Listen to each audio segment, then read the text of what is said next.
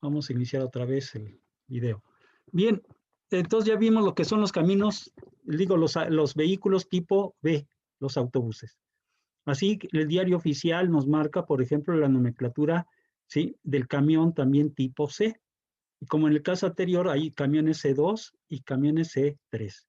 Ya dijimos entonces que el C2 tiene dos números de ejes, aquí lo vemos en la gráfica, ¿sí? Y el C3 aquí en la figura nos marca también, ¿verdad? Tres ejes, como ustedes lo pueden ver. Bien, así también son los camiones C-R, es decir, que vamos a tener nosotros, ¿sí?, lo que corresponde al camión o carga o camión con un remolque. Entonces, ¿cuál es la nomenclatura de estos? Pues es lo mismo, ¿verdad? La nomenclatura se va a componer con el número de ejes. Entonces, por ejemplo, aquí en este caso el camión tiene dos ejes y el remolque tiene dos ejes. Entonces, es un vehículo tipo C2-R2. Entonces, así lo vamos a conocer ahora con la nomenclatura. Con la nomenclatura me voy a dar cuenta qué tipo de vehículo es, ¿sí? Porque me va a marcar el número de ejes. Si yo les pregunto un C2R2, ¿cuántos ejes tendría? 4 ejes. 4, ¿verdad? Porque estoy diciendo 2 del camión y 2 de remolque. Entonces, un C3R3, ¿cuántos ejes tendría? 6 ejes. 6, ¿verdad? Y aquí lo vemos nosotros, miren. Aquí están 3 del camión y 3 del remolque.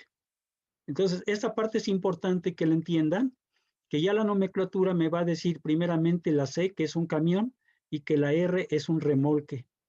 Entonces, para que yo pueda identificarlos, cuando ustedes vayan en carretera, ya pueden identificar cualquier vehículo que vaya, ¿sí? Ya lo pueden clasificar y llamarlo, así es como lo vamos a llamar. Ya no le vamos a llamar, sí, un camión, sí, con un remolque, no, porque si vemos hay diferentes tipos de camiones con remolque. Entonces debemos de clasificarlo muy bien de acuerdo al número de ejes que tenga ese vehículo. Bien, entonces ya está entendido. A ver, este tracto camión articulado, dice aquí es un camión articulado, T que significa tracto, camión, y la S que significa semirremolque. ¿Ok? Entonces aquí yo tengo un T2S1 que ¿cuántos ejes tiene? 3. 3, ¿verdad? Porque son T del tractocamión tiene 2 y el semirremolque nada más tiene 1. Y eso lo vemos aquí. Aquí vemos el tractocamión que tiene 2 ejes y el semirremolque que nada más tiene un eje. Entonces, ¿cuántos ejes tendría un T3S3? 6. Sería 6, ¿verdad? Aquí me lo está diciendo, son 6 ejes. Y si se fijan, ¿verdad? El número de llantas, ¿cuántas son las que trae este transporte T3S3? Me dice que trae 22 llantas ese vehículo. Entonces, lógicamente, sí, pues aquí al tener un peso, este vehículo en su interior, va a distribuir toda su carga en los ejes que va a llevar, tanto los que están acá atrás, como, ¿verdad?, los que lleva aquí en medio y el eje delantero. Entonces, el eje delantero, ¿sí?, va a soportar el 20% de la carga, ¿ok? Y los ejes traseros, ya, a partir del eje número 2, va a soportar el 80% de la carga. El eje número 3 va a soportar el 80% de la carga también. El eje número 4 también va a soportar el 80% de la carga.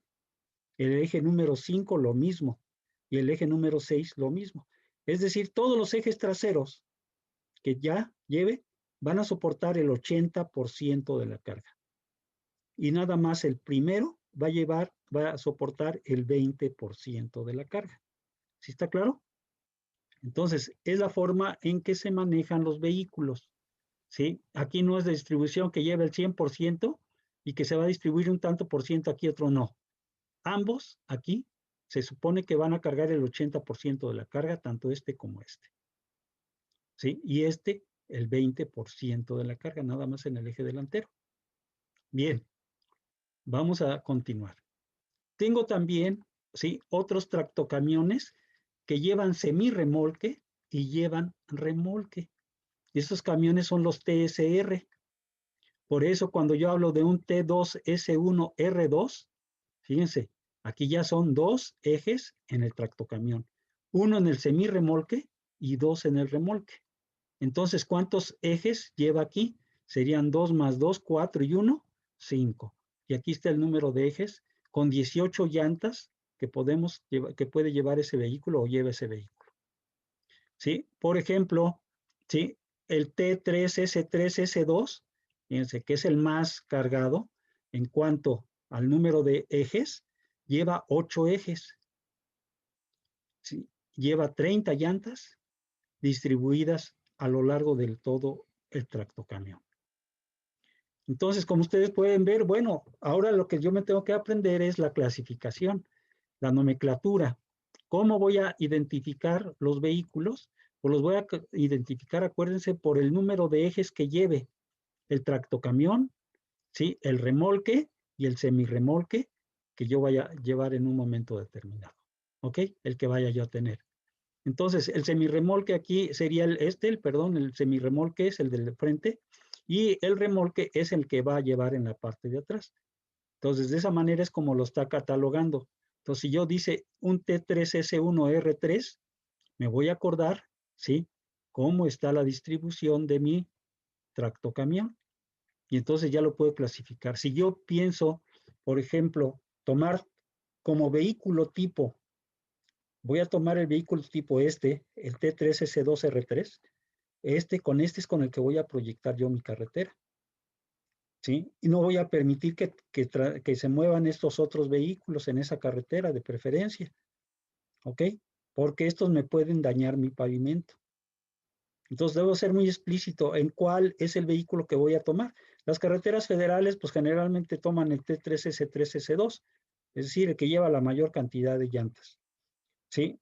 Pero bueno, esta es una parte importante primeramente de conocer, ¿sí? La nomenclatura con que se llama a cada uno de los vehículos. Esto es importante que se lo aprenda.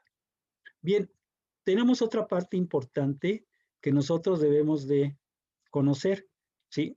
Como por ejemplo, cuál es el peso del vehículo, cuál es el peso máximo que va a soportar los ejes, ¿sí? Es decir, yo necesito saber cuánta carga, cuánto peso me va a soportar por eje.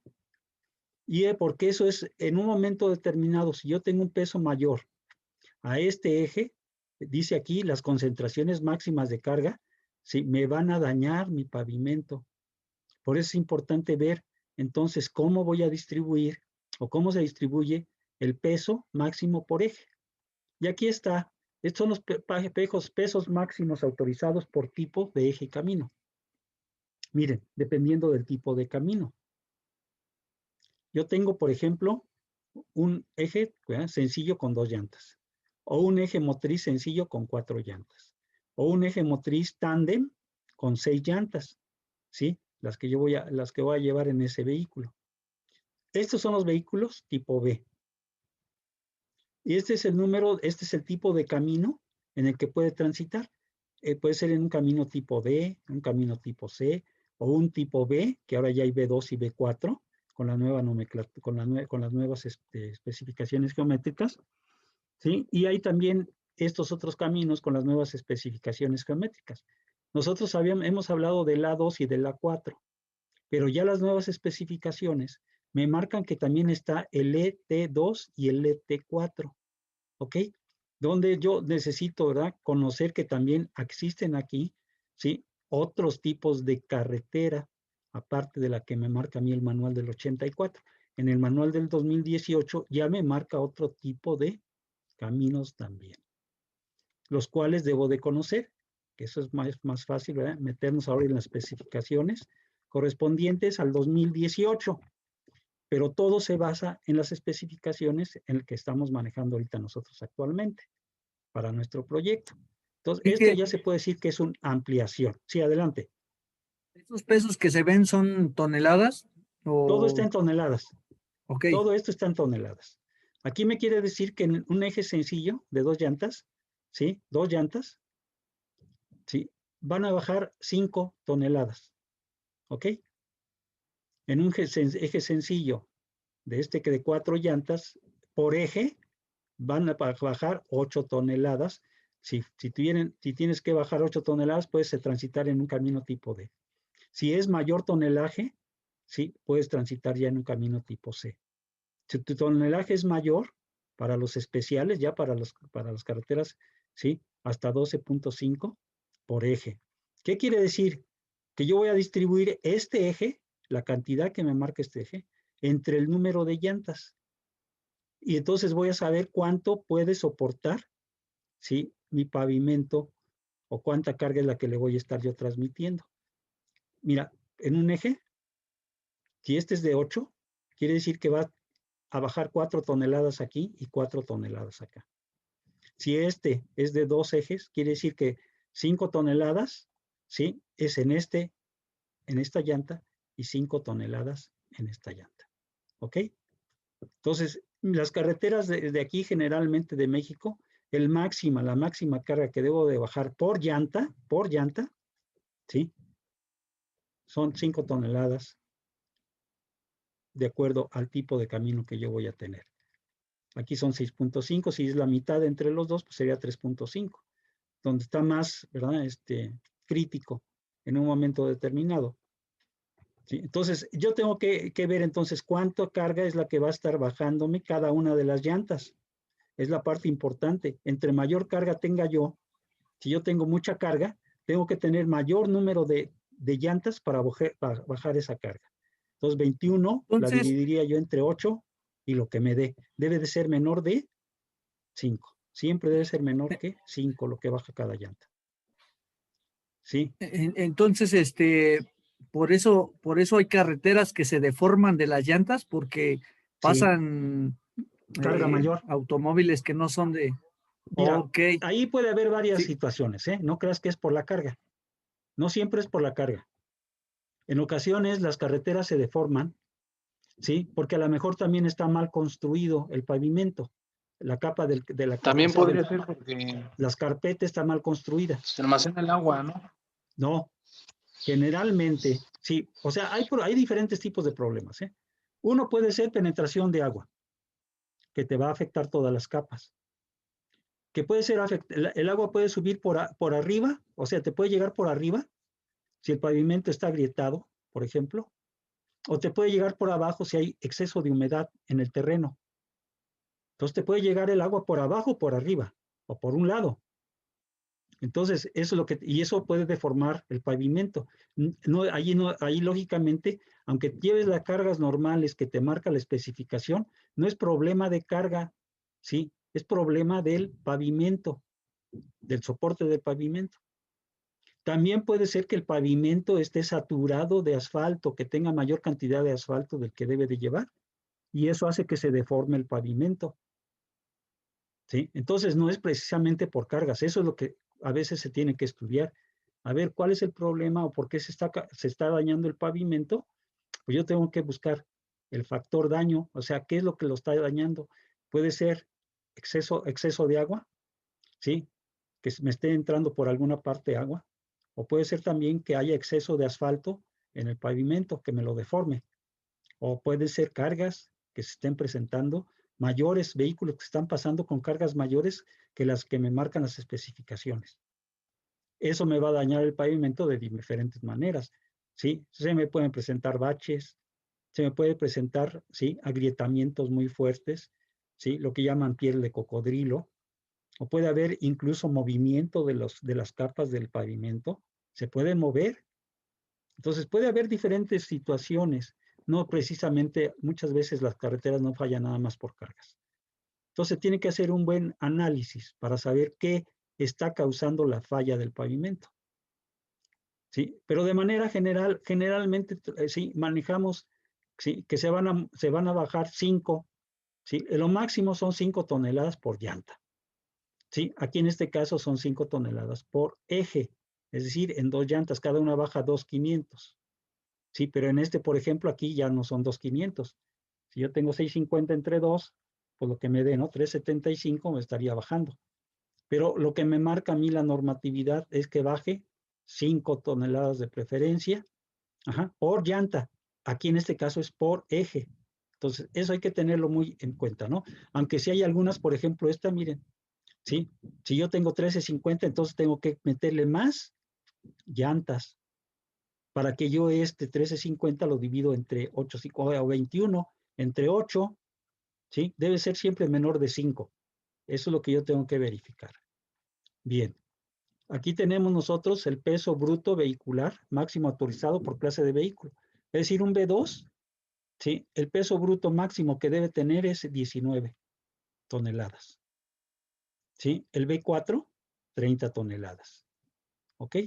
Pero acuérdense que de acuerdo al número de ejes, pues eso se va a ir dividiendo. Y de acuerdo al número de llantas. Entonces, si yo divido 30.5 entre 10 llantas, me van a bajar 3 toneladas por llanta más o menos. ¿Ok? Eso es lo que nosotros ponemos de acuerdo al peso del vehículo. Entonces hay vehículos que son pesados, ¿no? Este de 30 toneladas, el B4. ¿Sí? Imagínense los tres, el T3S1R es el que pesa más, miren, 60 toneladas, pero distribuido con 26 llantas. Entonces, si yo tengo aquí 26 llantas, dividan 60 entre 26 y les tiene que dar menos de 5. ¿Sí? De 5 toneladas por llanta. Entonces, aquí estaríamos, ¿verdad? Eso es lo que se maneja dentro de la República Mexicana. Entonces, es importante, ¿verdad? Conocer estos detalles para que en un momento determinado, cuando yo quiera realizar un cálculo, bueno, pues ya sea hacia dónde o qué es lo que debo de hacer. Bien, aquí tenemos, por ejemplo, también vehículos con esta configuración, ¿sí? Que ya conocemos, su número de ejes, su número de llantas y su peso bruto del vehículo. ¿Ok? Sin carga, ¿sí? Entonces, todavía le tendríamos que considerar carga aquí a lo mejor, pero tendríamos que ver, ¿verdad? Cuánto carga es la que le podemos poner siempre y cuando no rebase, ¿verdad? Lo que marca la normatividad. Bien, no sé si existe alguna duda con lo que estamos ahorita mirando. ¿Alguna pregunta? Esto no está, esto no lo tengo yo subido adentro de la plataforma, ¿ok? Esto está en el diario oficial de la Federación. Pueden apuntar la fecha, viernes 14 de noviembre, y lo pueden bajar ustedes del internet, no hay ningún problema. ¿Ok? Tenemos aquí otra parte que nos interesa, que son las dimensiones de nuestros vehículos. Entonces, aquí tenemos, por ejemplo, largo máximo. Déjenme ver, por aquí vi que teníamos algunos otros datos de los vehículos. Bien, esta parte también es importante, el conocer el dimensionamiento de nuestros vehículos que van a moverse en carretera. ¿Para qué nos sirve? Pues, por ejemplo, para poder nosotros proyectar los libramientos, por ejemplo. Proyectar un libramiento en un momento determinado, porque actualmente ya se maneja también libramientos para otros tipos de caminos, porque muchas veces es para que descansen los transportistas, les hacen por ahí una ampliación de la carretera con la finalidad de que ellos puedan descansar un rato. Bien, eso es algo nuevo que se está implementando también para las carreteras. Entonces, por eso es importante, o simplemente para yo proyectar un estacionamiento de un tráiler, pues necesito conocer cuál es la longitud que tiene ese tráiler. Entonces, ahí es la parte importante, ¿no? Por ejemplo, entonces vamos a tener nosotros un largo máximo dependiendo de los vehículos, ¿sí? Por ejemplo, miren, este largo máximo de este vehículo es de 14 metros para un B, 14 metros. Pero ya para otro, por ejemplo, largo máximo para otros vehículos, como por ejemplo este de acá, entre el T3, S2, S2, me está diciendo que la longitud es número de llantas y aquí tiene la longitud para un camino tipo ETIA, ¿sí? Pues puede tener 31 metros de longitud. Este camión tiene 31 metros de longitud. Entonces, si yo quiero hacer un estacionamiento especial para estos, ¿sí? Pues ustedes pueden ver que va de 31. Estos son más pequeños, son 23, y estos son también de 31 metros, ¿no? Los primeros. Entonces, esa es la longitud. Si ustedes van y miden un tractocamión con semirremolque y remolque, pues que ustedes estén enterados de que tienen, ¿verdad?, una cierta longitud también. Ajá, y que en un momento determinado, pues me puede servir conocer esa longitud. Ahora, también tenemos nosotros, sí, la otra parte es el ancho y la altura. Es lo que nosotros nos interesaría también ver. A ver, por aquí debe de estar. Vehículos de pasajeros. Aquí está. Miren, hay a ver, configuraciones especiales, ¿no? Aquí debe haber otro donde diga dimensiones. Dimensiones. Peso, largo, ancho y alto. A ver, debe estar por aquí. No lo veo. O ya me pasé.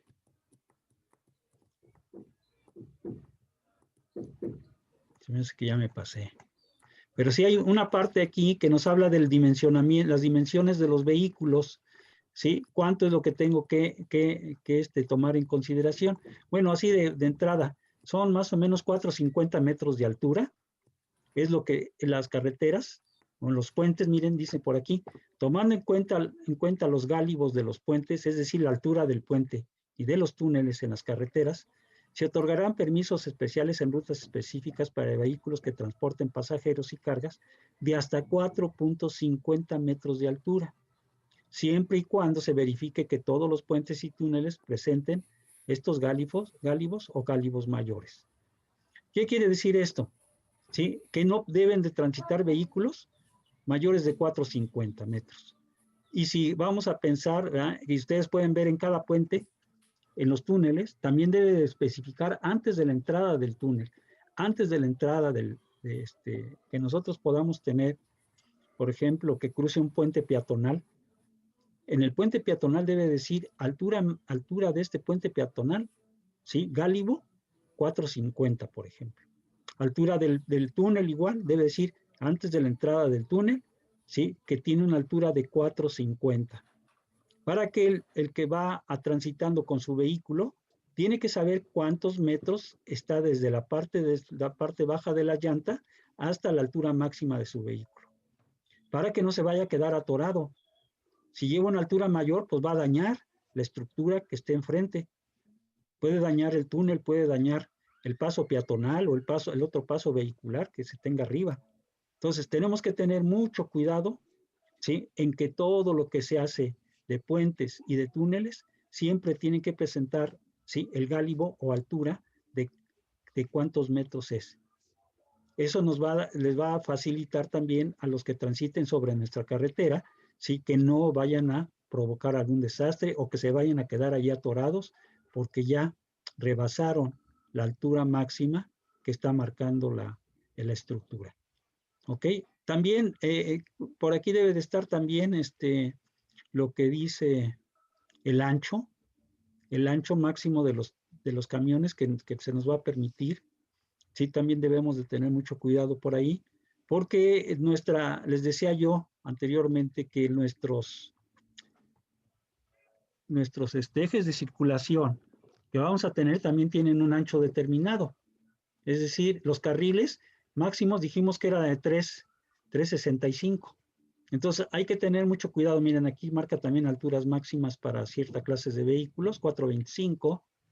Ajá, el ancho máximo autorizado para todas las clases de vehículos que transitan en los tipos de caminos será de 260 metros de ancho máximo. ¿Sí? Esto también hay que conocerlo. Les decía, tenemos 365 de nuestro carril y él dice que el ancho máximo debe ser 260 para cualquier vehículo.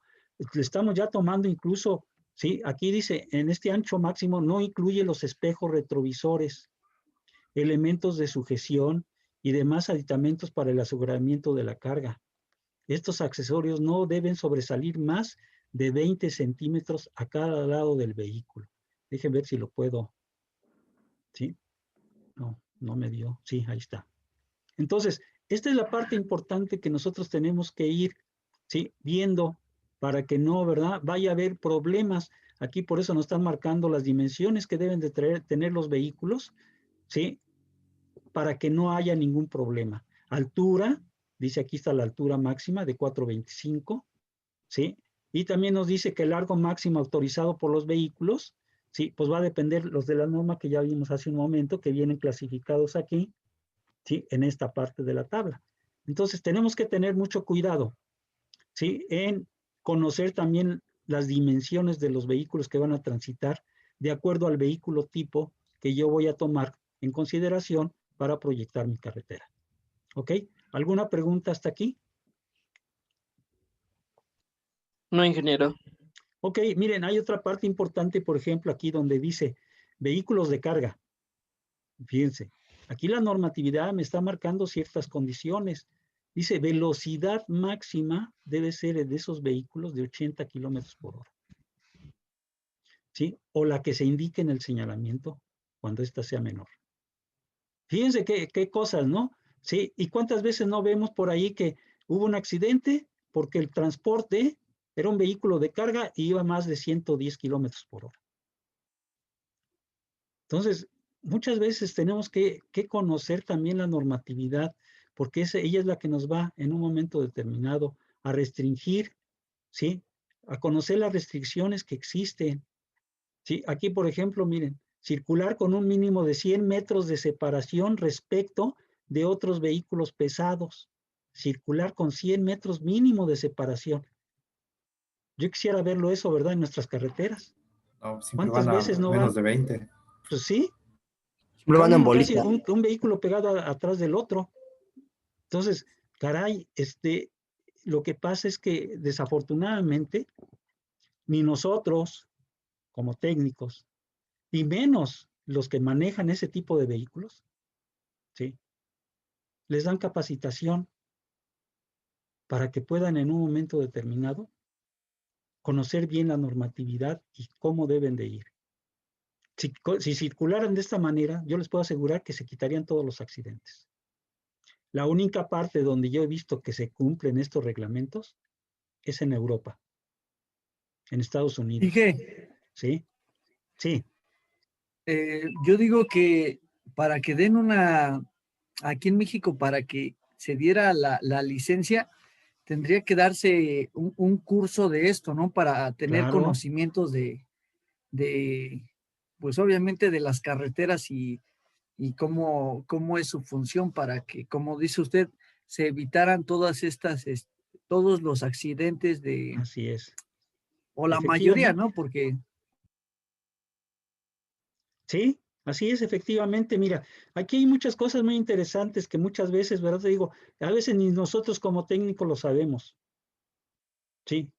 Mira, por ejemplo, dice, esto es importantísimo. ¿Sí? Conductores con capacitación y licencia específica y que deben de haber aprobado un examen y que tienen que llevar una bitácora de sus horas de servicio. Muchas veces sabemos que un conductor, ¿sí? Se supone que sus horas de servicio deben ser 8 o 10, pero nadie lleva esa bitácora. Nunca se registran las horas de conducción semanal, ni menos registros por viaje. ¿Sí? A veces un solo operador, ¿sí? Ya lleva 20 o 30 horas manejando el vehículo. Imagínense nada más, ¿sí? Muchas veces se quedan dormidos o se ponen drogas para no dormirse. Pues todos ese tipo de situaciones son las que provocan nuestros accidentes en la República Mexicana. estos pericazos. Fíjate, pues sí. Mire, también marca luces encendidas permanentemente. ¿Cuántas veces vemos vehículos que van sin luces? ¿Eh? Y estoy hablando de vehículos de carga, ¿eh? No estoy hablando de vehículos de automóviles, sino vehículos de carga. Y todos vehículos de carga hablamos desde camionetas hasta camiones rabones, camiones, ¿sí? De las obras, tractocamiones, todo eso estamos hablando. Son vehículos de carga. Bueno, pues simplemente no se cubre. Como ustedes lo pueden ver, no se cumplen lo que marca la normatividad. Y esto no lo estoy inventando porque aquí está, miren, está en el diario oficial de la Federación. Entonces, pues muy fácilmente, por eso muchas veces los de tránsito fácilmente paran cualquier vehículo y saben que le tienen que sacar, ¿verdad? Una mordida o una infracción, no sé. ¿Sí? Vamos bien, hablemos de infracción. Porque pues no respetan la velocidad, no llevan las luces encendidas, ¿sí? Muchas veces, ¿verdad? Por ejemplo, en Europa, en Estados Unidos, muchas carreteras no le permiten a los carros, a los vehículos de carga, rebasar, sino que tienen que ir solamente en el carril de baja, nada más. Y de esa manera, pues mantienen sus carreteras muy buenas. la verdad. Entonces, bueno, pues hay muchas cosas aquí interesantes que este diario oficial, en un momento determinado, nos puede ayudar, por lo menos para tener un conocimiento. Si alguien se va a dedicar, ¿verdad?, a meterse en las cuestiones de tránsito, en las cuestiones de carreteras, pues es importante que sí se prepare, que sepa, ¿sí? Yo les puedo decir una cosa, ingeniero que se prepara, que está bien preparado, que conoce normatividad, ¿sí? Pues yo les puedo asegurar que va a llegar lejos, que va a poder tener buenos puestos en gobierno o en empresas particulares, porque la gente que sabe, pues es la gente que ya no suelta, una empresa ya no suelta una persona que tiene el conocimiento, y solamente lo vamos a obtener, ¿cómo? Pues yendo a estudiar a una escuela y poniéndonos a estudiar también los reglamentos y especificaciones, ¿sí?, de lo que nos interesa. Entonces, esta es la parte que nosotros tenemos que tener muy en cuenta, ¿ok? Pues esta norma, pues ahí se las dejo para que ustedes en un momento determinado, pues la puedan buscar, está en el diario oficial, ¿sí?, del día viernes. Si no busquen diario oficial, busquen la fecha, ¿sí?, y de ahí lo pueden bajar también. Entonces, es importante que ustedes lo tengan, ¿ok? Bien, no sé si hay alguna pregunta, si no, para compartirles otra cosa. No, Bien, ingeniero, no hay Yo pregunta. ninguna. me voy al apunte otra vez de caminos. Vamos a continuar. Miren, vamos a conocer otra parte más de lo que es la carga viva. ¿Cómo la clasifican o cómo se ha clasificado a lo largo del tiempo? Miren, aquí les voy a porque vamos a encontrarnos con esta otra nomenclatura que dice aquí un símbolo, H10-44. Se los voy a explicar. A lo mejor ahorita ya no está este símbolo así tan claro como lo estoy poniendo yo aquí, pero pueden encontrarse algún símbolo similar. Pero es importante que ustedes lo conozcan, qué es lo que significa este símbolo. Bien, tenemos nosotros, como ya vimos, vamos a tener dos tipos de camiones.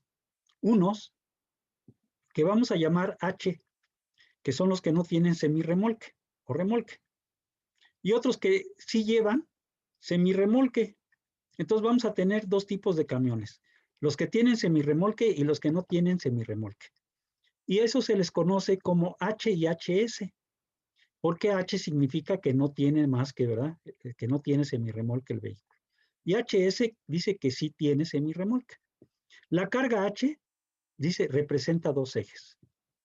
A continuación de la letra H se coloca un número, 10, 15, 20 o 30. Es decir, yo puedo tener aquí un número diferente, ¿sí? Esto me está significando, si es 10, me significa que son 10 toneladas de peso bruto en el sistema inglés, que viene siendo más o menos igual que en el sistema decimal. 10 son toneladas, que indica toneladas en el sistema inglés. Aquí también serían 10 toneladas en el sistema métrico decimal. Más o menos tienen la misma proporción. Miren, aquí está arriba. Nos dice que una tonelada inglesa son 1016 kilogramos. Y una tonelada de nosotros, ¿sí? Pues ya sabemos que estamos hablando de 1000, ¿no? Es 1000. Aquí convirtiéndolo de alguna forma, sería 907 kilogramos, lo que sería una tonelada inglesa, según, ¿sí? Podemos aquí verlo, ¿no? Entonces, una tonelada inglesa son 1000 kilos. Una tonelada métrica decimal, vamos a pensar que también son 1000 kilos. Entonces, vamos a dejar esto como al olvido, ¿sí? Vámonos mejor tal cual. Entonces, 10 significa 10 toneladas, 15 toneladas, 20 toneladas. Entonces, son tres tipos de camión diferente. Aquí, el que estamos pensando. Que puede tener 2 ejes, 3 ejes, 4 ejes, ya vimos, ¿no? ¿Cuántos ejes puede en un momento determinado tener? En este caso, exclusivamente es el que no tiene semirremolque, aguas. ¿Sí? Cuando hablo yo de carga HS, ahora sí es con semirremolque. Bien, aquí me dice cuánta carga va a llevar el eje delantero. ¿Sí? ¿Cómo se distribuye? Pues van a ser 2 en el eje delantero y 2 en el siguiente eje trasero. ¿Ok? Si yo tengo 3 ejes, ¿sí?, voy a tener 12 toneladas metro. Si tengo 4, van a ser 16 toneladas metro. Y se presentan, como es una estructura, se van a presentar momentos, se van a presentar cortantes y se va a presentar cargas. Es decir, yo voy a tener entonces, ¿sí?, diferentes cosas, ajá, aquí en un momento determinado. Entonces voy a tener fuerza cortante o esfuerzos cortantes. O puedo tener también momentos flexionantes dentro de la estructura que yo tengo. Ahora, no pensemos nada más en la carretera. En mi carretera, ¿qué otras cosas, qué otras estructuras me voy a encontrar? Pues me voy a encontrar puentes, y el puente ya es otro tipo de estructura, es una estructura que puede ser de concreto, o puede ser de acero, o de madera, no sé. Entonces, sí necesito conocer cuáles son sus elementos mecánicos, los momentos, los cortantes, las cargas, que se van a ver aplicadas, por ejemplo, a lo mejor en un puente, para que yo pueda diseñar y dimensionar ese puente. Pero también me interesa que va a estar diseñado para un determinado tipo de carga. ¿Ok? Entonces yo tengo que saber también para qué carga es para lo que está diseñado ese puente. Entonces, muchas veces en los planos, por ejemplo, de puentes, me dice que está diseñado para un vehículo H20-44. ¿Qué significa esto? Bien, el 20 me dice aquí entonces que este es un camión que no lleva semirremolque de 20 toneladas de peso y está de acuerdo a una normatividad. La normatividad, cuando se hizo esta, que estoy demostrándoles, fue en el año de 1944. Ya llovió, como dicen, ya desde el siglo pasado.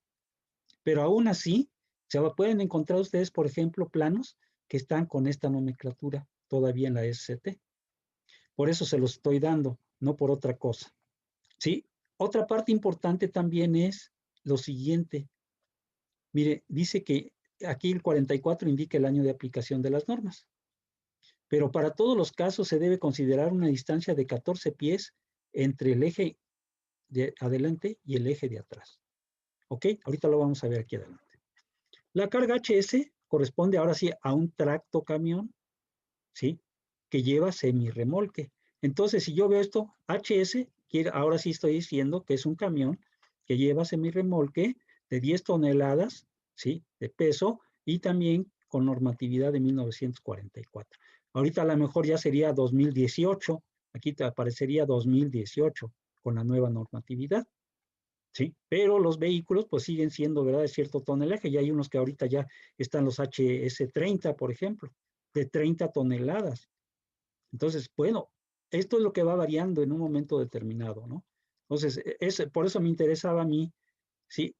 A lo mejor mostrarles esto, no para que se lo aprendan, pero sí que sepan que existe, ¿sí? Y que en un momento determinado lo podemos encontrar todavía en algunos planos. Esto todavía lo podemos encontrar en algunos planos. Entonces hay que tener mucho cuidado. Bien, ¿qué es lo que me estaba diciendo allá arriba? ¿Cómo está lo que tenemos nosotros de nuestros vehículos? Bueno, aquí está un pequeño croquis mal hecho, pero queriendo dar a entender lo que nosotros queremos explicar. Miren, este 20% ya dijimos que va a estar en el eje delantero y el 80% en el eje trasero. Es la forma. ¿Cómo se mueve un vehículo? Pues se va a mover por franjas equivalentes de carga. El vehículo no distribuye toda la carga a lo largo de todo el pavimento, sino por franjas. Por eso es importante, ¿verdad?, saber cómo sería una franja equivalente. Es decir, yo voy a tener nada más en esta franja, es donde va a estar cargando el vehículo, o en esta franja donde lleva las otras llantas. Si es un tractocamión, lo que yo les decía, 20% de la carga se considera que es en el eje delantero, 80% en el siguiente eje, 80% en todos los demás ejes que traigan la parte de atrás. Así es como se considera para el diseño de la carretera. Sí, Sí, porque sí, adelante, perdón.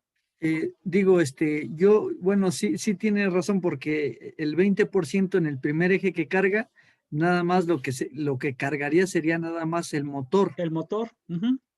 Y la carga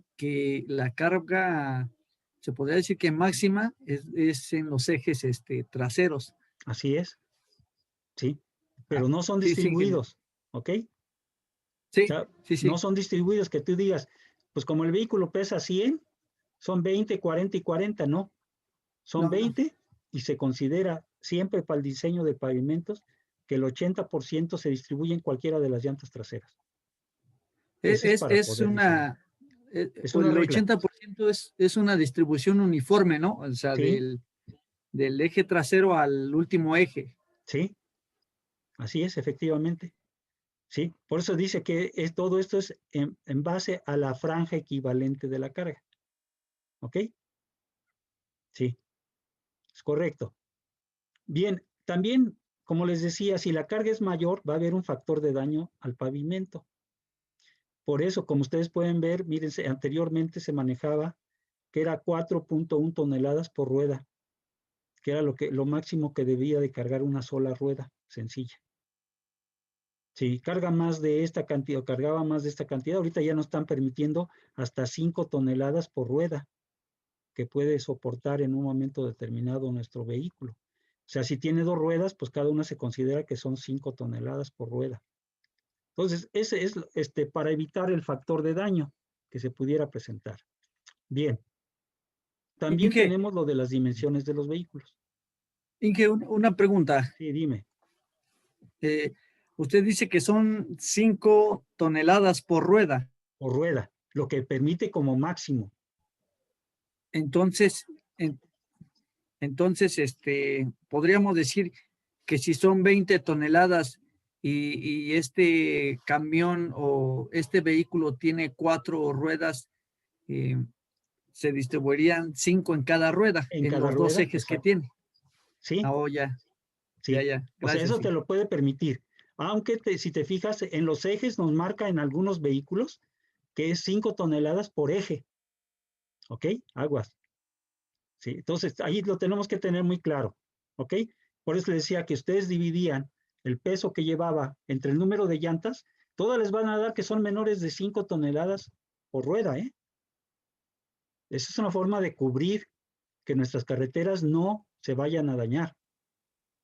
Sí, porque Entonces, el 5 sería como el límite, ¿no? O el sea, límite de diseño, ¿sí? okay. Entonces, para mí sería el límite de diseño, es decir, yo voy a diseñar con 5, pero yo sé que en la práctica no van a llegar a 5, ¿ok? Entonces, estoy tomando como si fuera un factor de seguridad, ¿ok? Tengo un pequeño factor de seguridad. Ya vimos por ahí que algunos vehículos llegaban a 3.7, casi 4, ¿sí? Por llanta. Entonces, por eso es importante conocer, bueno, cuántas llantas lleva el vehículo. Y entre mayor sea el peso que yo voy a mover, todo lo debo de distribuir de esa manera. Es decir, si yo tengo 100 toneladas, ¿sí? Pues yo tengo que calcular 100 entre, por ejemplo, entre 4. ¿Cuántas llantas necesito? 100 entre 4, porque, o sea, pensando sin llegar a los 5, ¿verdad? Toneladas por llanta. Si fueran 5, si yo tomo 5, serían 100 toneladas entre 5. Me va a decir 20 llantas. Pero para no sobrecargar los pavimentos, me dice la normatividad, pues trata, ¿verdad?, lógicamente, de meterle mayor cantidad, un poco más de llantas. Entonces, mejor divide 100 toneladas, ¿sí? Entre 4 toneladas, como si fueran las que voy a bajar de mi llanta, y me va a dar 25 llantas. Entonces, a mayor cantidad de llantas, menos peso le voy a cargar al pavimento. ¿Sí está claro? Sí, que Sí, ok. Por eso es importante, ¿no? Si tú vas es lo que hace Tellería, Transportes Tellería, dice, oiga, ¿cuánto pesa lo que usted quiere mover de aquí a cualquier lado de la República? No, pues pesa 200 toneladas. Bueno, pues entonces voy a poner 200 toneladas, ¿sí? Y voy a calcular de cuántas llantas debe ser el vehículo. Yo no sé si ustedes habrán visto cómo Transportes Tellería, ¿sí? A veces, ¿verdad? Cómo lleva sus plataformas, y a veces les tiene que meter, ahora sí que ejes extra para poder soportar cargas muy altas. Entonces, así es como se tiene que manejar. Ver primero cuál es la carga total que voy a manejar y después dividirla entre, ¿sí? Pues yo les digo, 4.1 es lo que se maneja de acuerdo a la normatividad, ¿sí? Para que yo pueda calcular el número de llantas que voy a tener en un momento determinado. Entonces, eso sería lo más conveniente y no irme al máximo que dice, pues hasta 5, ¿verdad? Pues ya serían cuestiones muy extremas. De preferencia manejemos 4.1 como lo marca por aquí. Y de esa manera, aquí están, mire, 4.1 toneladas por rueda. Y de esta manera, pues nos podemos quitar de cualquier problema de dañar una carretera, porque si también daño yo una carretera, ¿sí? Me van a cobrar multa por haber dañado esa carretera.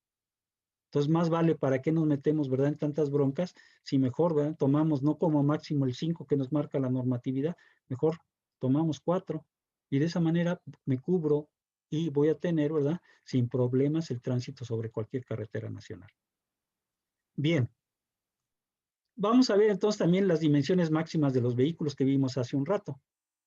Hablábamos entonces, ¿se acuerdan? Que el ancho nos decía eran 260. Bueno, aquí 259. Porque el carril tiene 305 y va incluso a carriles hasta 365. La altura recomendable del vehículo debe ser 4.12. ¿Por qué? Porque acuérdense que vamos a tener generalmente 450 en las carreteras nacionales. No podemos encontrarnos algunas que tengan hasta 490. Entonces, esto que ustedes ven aquí, que dice alto, esto es el gálibo, que se llama gálibo, que sería la altura que va desde la parte de abajo del vehículo hasta la parte baja del puente, que nosotros, o túnel que nosotros tuviéramos. Es lo que llamamos gálibo. Aquí está. Bien, el largo del camión, ya vimos que puede tener, es variable dependiendo del tipo de camión, si es un H o un HS. Por ejemplo, cuando hablamos de un H, pues más o menos son 10.67, pero pueden llegar hasta 18.50. ¿Sí? Aquí es el HS, aquí debe estar el HS. ¿Sí? Aquí ya lo vemos, hasta 18.30 hasta 18.50. Un camión, un cajón de estacionamiento, debo tener yo ser muy cuidadoso, porque también ustedes irán muchas veces a un lugar, a un estacionamiento de algún centro comercial a lo mejor. ¿Cuántas veces, verdad, nos damos cuenta de que el estacionamiento apenas si cabemos ahí para meter el carro y para bajarnos? No, también hay especificación. El cajón del estacionamiento debe de medir entre 3 metros y 5, sí, de ancho y 5.50 de largo. Esto es lo que tiene que tener un cajón de estacionamiento, ¿sí? Si nosotros le dejamos menos, ¿qué va a pasar? Pues que el conductor, ¿verdad?, no va a poder bajarse de su vehículo. Yo he visto casas, ¿verdad?, que hace, por ejemplo, el Infonavit, que hace casas, pues ahora sí que algunas dependencias que de las que se ponen a hacer casas, ¿sí? Y muchas veces tienen su estacionamiento de tal manera que es muy pequeñito, que a veces entra la gente con el carro y no se pueden bajar del carro porque es muy estrecho. Muchas veces hay que decirle a la esposa, ¿sabes qué? Mira, pues bájate antes de entrar, ¿sí? Y yo me bajo por la ventanilla. Entonces, eso es lo que está mal, ¿sí? No cumplen con las especificaciones de un estacionamiento que debe tener, ¿sí? Por eso es importante conocer las dimensiones de los vehículos. Aquí por eso nos dice 3 metros, ¿por qué? Porque tengo que abrir puertas. A lo mejor el vehículo mide, sí, no sé, 2.40, pero tengo que abrir 2 puertas para que se pueda bajar las personas. Entonces, hay que dejarlo holgadito, ¿sí? Y una longitud también holgada. ¿Cuántas veces no vemos que en una casa por ahí va pasando uno sobre la banqueta? ¿Sí? Y ya se ve un chipote por ahí que le sacaron, ¿sí? A la casa, a la reja. ¿Por qué? Porque el vehículo no cabe dentro del estacionamiento. Es un vehículo más largo y entonces ya no cabe ahí en el estacionamiento porque pues piensan los de interés social que la gente, ¿verdad? Lo máximo que puede adquirir es un bochito, un carrito chiquitito. No, pues hay gente que tiene mejores, ¿verdad?, posiciones económicas y que puede tener un vehículo de mayor longitud. Entonces, eso es lo que nosotros tenemos que tener mucho cuidado. Debemos de conocer las tablas. Si esto no viene en el manual, como ustedes pueden ver, no viene en el manual. Entonces, esto es una parte complementaria. No viene en el manual, pero viene en las especificaciones, por ejemplo, que nos está dando a nosotros, ¿sí?, la SCT a través del Diario Oficial de la Federación. Entonces, esto lo tenemos que tener muy presente. No sé si hasta aquí, hasta este momento, hay alguna duda, alguna pregunta que quieran hacer. No, ingeniero. ¿No? Ok. Pues, ¿Este apunte lo va a subir hoy Este a apunte ya la está plataforma? subido. Nomás lo voy a abrir. Esto ya está subido en la plataforma, ¿eh? Nada más lo único que voy a hacer ahorita terminando la clase, en un momento más, ahorita terminando esta clase, lo abro. ¿Ok? Inge, Sí, Ok, gracias. sí. Sí. Entonces diríamos que para calcular el estacionamiento tendríamos que, ahora sí que valga la expresión, abrir las puertas del carro y dejar Sí, una distancia tolerable para salir. sí, claro. Tienes que abrir, porque acuérdate que tú llegas, estacionas tu carro, ¿sí? Y ya te bajas y te vas. Y llega otro vehículo que también va, ¿sí? A llegar y también tiene que abrir puertas. Entonces tiene que ser la distancia que sea adecuada, no precisamente que vamos a abrir cada vehículo con sus puertas y luego el otro con sus otra vez a puerta, entonces nos va a quedar muy ancho. No, por eso nos da la normatividad, me dice 3 metros. En 3 metros tú te puedes estacionar perfectamente, se pueden bajar lateralmente las personas que vienen, sí, aunque esté estacionado otro vehículo. Sí, si no cumples con esto, entonces, ¿qué va a pasar? Tu vehículo va a entrar muy restringido, el otro está muy pegadito también, el otro que sigue está igual bien pegadito, entonces te vas a salir en un pedacito muy chiquito que a veces nos sucede. Yo abro la puerta, ¿sí? Y a veces, caray, ¿sí? No puedo salir porque el otro vehículo me está estorbando. Entonces, debe de ser una cosa congruente. O sea, no es precisamente que yo abra de este vehículo las 2 puertas y del que siga al pegadito las 2 puertas y que estén libres. No, porque no llegan todos al mismo tiempo. Por eso tú verás muchas veces que se estaciona uno, el otro que está allí junto de él lo ve que van a bajar, se espera que bajen los otros, los de ese otro vehículo y luego ya me bajo yo. Entonces, debe de ser dentro de lo que marque la norma. Es lo único que yo les pido. Cumpla lo que marca la normatividad y no van a tener problemas. Si no se apegan a las normas, entonces sí va a haber cosas raras y van a tener problemas porque no se apega a lo que marca la norma. Miren, un ejemplo muy sencillo.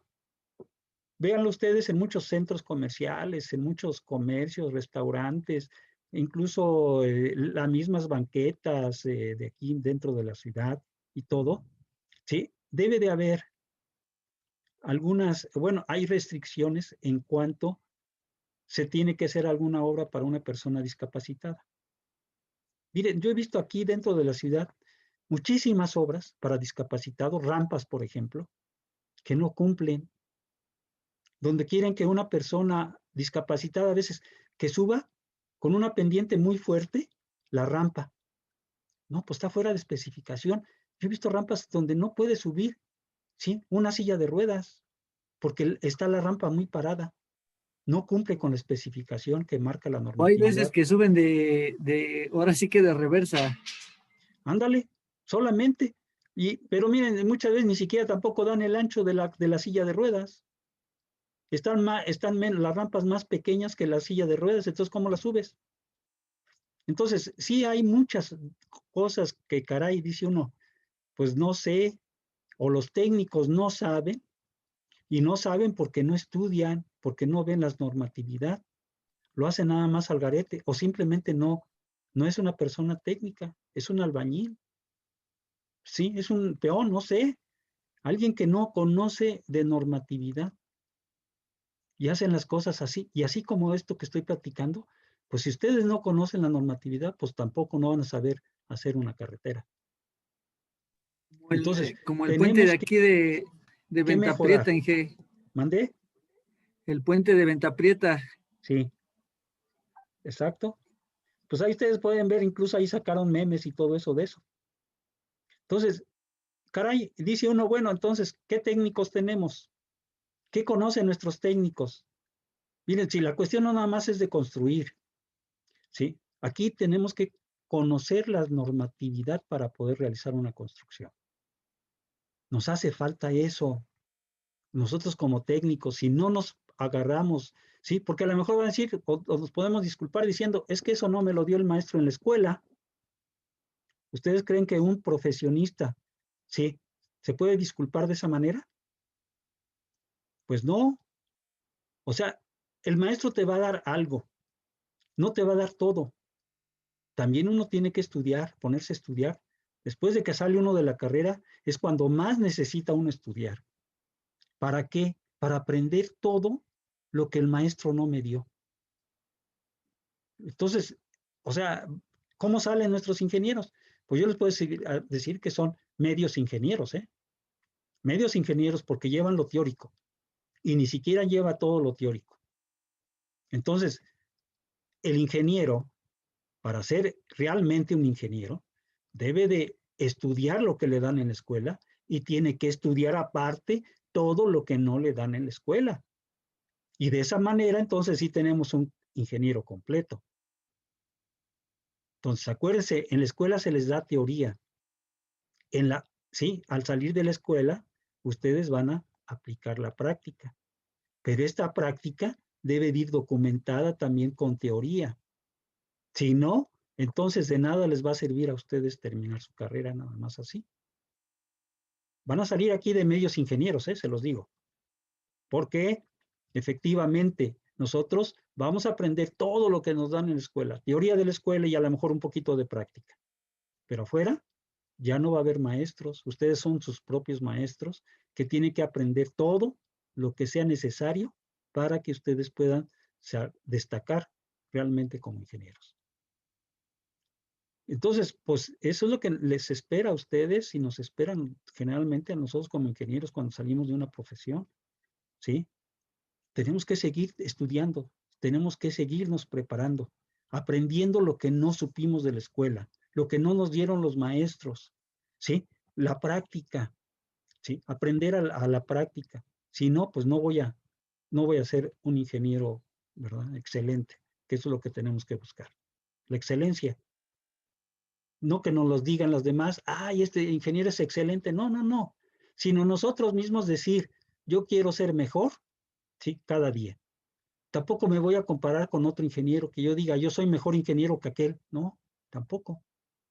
Debemos de decir, yo me voy a preparar para ser un excelente ingeniero, no un buen ingeniero, sino un excelente ingeniero que conozca, ¿sí? Sobre los temas en los cuales voy a trabajar. Si no lo sé, es ponerme a estudiar, volver a leer libros, ponerme, ¿verdad?, a tratar de explicarme a mí mismo las cosas que no conozco. Eso es lo que debemos nosotros de hacer. Y esa es la mentalidad que debemos llevar como profesionistas, porque esto sucede no nada más en nuestra profesión, sucede en todas las profesiones. Sea un contador, pues tiene que aprender cuando ya está fuera de la práctica, ¿sí? Sea un abogado, lo mismo, sea un químico, lo mismo, sea cualquier ingeniero, lo mismo. Solamente así es como nosotros podemos, ¿sí?, quedar satisfechos de nosotros mismos si vamos aprendiendo más cosas, si vamos complementando lo que nos dieron los maestros en la escuela. Eso es la mentalidad que ustedes deben de llevar como alumnos. Pero ya depende de cada uno de ustedes, ¿no? Ahí sí ya, yo no les puedo decir más. Bien, vamos a pasar, si no hay ninguna otra duda, alguna pregunta, al siguiente tema que se llama espesor del pavimento. Esta parte es importante, ¿sí? Como todo lo anterior que hemos visto, como ustedes pueden ver, es importante conocer. Pero esta parte de aquí, pues todavía con un poco más de importancia porque es lo que ya vamos a hacer nosotros directamente en la práctica. Bien, miren, nos dice que el espesor del pavimento debe ser tal que resista los esfuerzos que llegan a cada uno de los materiales que forman las capas, ¿sí? Para que con seguridad y sin deformarse apreciablemente. Es decir, mantener la estructura correspondiente al pavimento. Entonces el pavimento no es nada más la parte, sí, la capa superficial, eso no es el pavimento. El pavimento es todas las capas que lo conforman, ¿ok? Entonces, si yo les digo cuál es el pavimento, ingeniero, son todas las capas componentes, ¿sí?, de la estructura que lo conforman. Todo. Entonces, cuando yo hablo de pavimento, espesor de pavimento, hablo de todo, ¿sí? Cuando hablo de espesor de la capa, entonces sí estoy hablando de una manera ya más particular.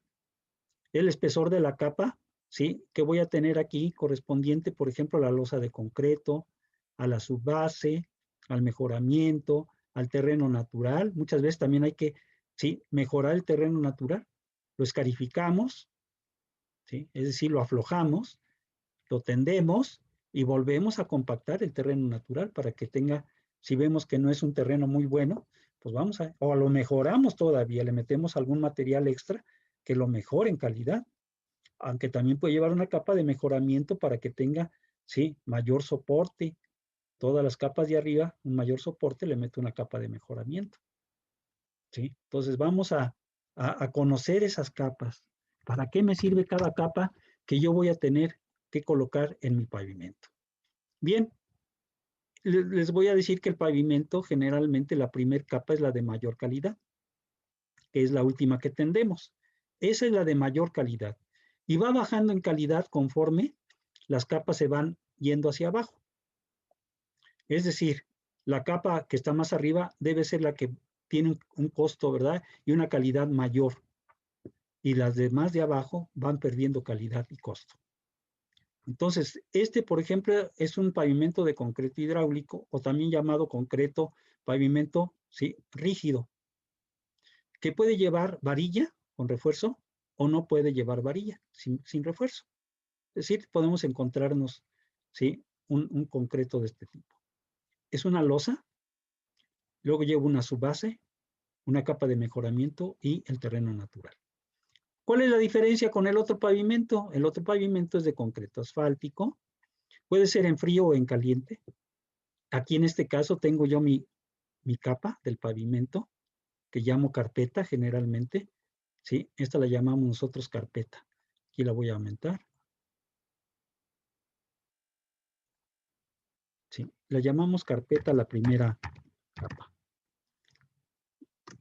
Después hay una capa que se llama base, una capa que se llama subbase, una capa que se llama subyacente. Esta, si queremos la ponemos o no, dependiendo de la capacidad del terreno que tenemos acá en el suelo. ¿Sí? Le podemos meter dentro de esta capa subyacente, puede ir también un mejoramiento, o meterla, ¿verdad?, por separado, o quitar la capa subyacente, meto la subbase y después meto el mejoramiento. Es decir, puedo tener todas estas capas, o tener a lo mejor, si el terreno es muy firme, a lo mejor me ahorro a la capa subbase y la capa subyacente y el mejoramiento.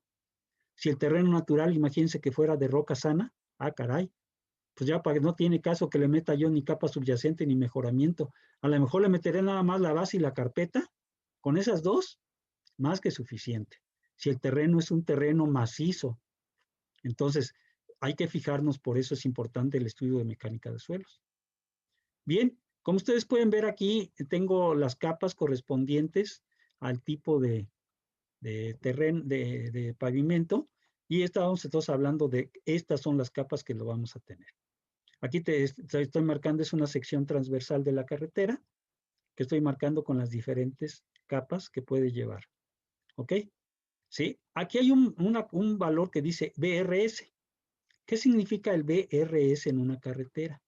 Miren, el BRS, aquí lo voy a poner, ¿sí? Aquí lo voy a poner abajo. Significa valor relativo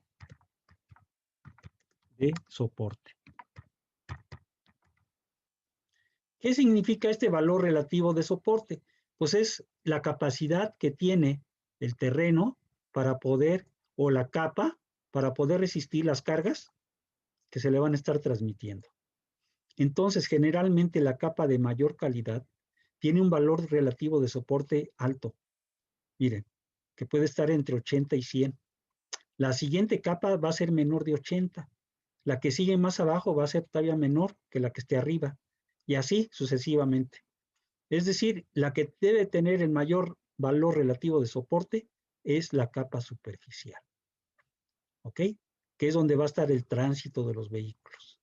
Eso es lo que yo tengo que tomar en consideración. Lo mismo acá, también la losa de concreto tiene un BRS, un valor relativo de soporte. En algunos libros, sí, ustedes lo van a encontrar también como CBR. También lo llaman CBR. Ese es valor relativo de soporte. Significa también valor relativo de soporte. Pero, sí, esto es de acuerdo a un sistema inglés. ¿Ok? Esto sería bajo la nomenclatura del sistema inglés. Allá significa, ¿verdad?, otra cosa. ¿Sí? Bueno, por ejemplo, dice C, la C es de California. California, este es de oficina, y este es de radio. Entonces, eso es lo que significa, ¿no? California, oficina de California y radio o soporte que se puede tener en ese en esa capa, CBR. Entonces, estas dos cosas es lo mismo. CBR o BRS lo podemos considerar que más o menos tienen el mismo significado. ¿Ok? ¿Sí? ¿Dudas hasta aquí? No, ingeniero. ¿No? Ok. Entonces, vamos a ver ahorita en unas figuritas donde habla del CBR. Entonces, ya saben que el CBR, lo mismo que el BRS. ¿Sale? Bien. Cuando el tránsito que opera es mayor de 5,000 vehículos, nos dice aquí, entonces sí llevamos la capa subyacente, ¿eh? Aguas. Aquí sí es importante colocar la capa subyacente cuando el tránsito que opera es mayor a 5,000 vehículos. Aquí sí tenemos que incrementar esa capa para tener un soporte mayor por la cantidad de vehículos que van a estar transitando. ¿Ok? Déjenme ver si les puedo compartir la otra parte. Les voy a compartir dos cosas. Primero una y después la otra. Déjenme ver dónde quedaron.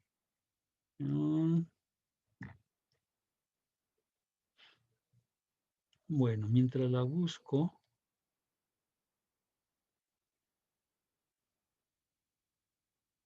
Si no la veo aquí. Déjenme ver si les puedo compartir otra cosa mientras.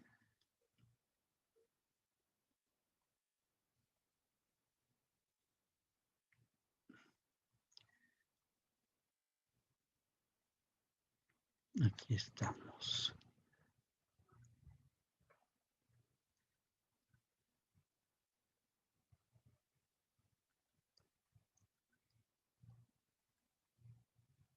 A ver, me dicen si lo alcanzan a ver, por favor.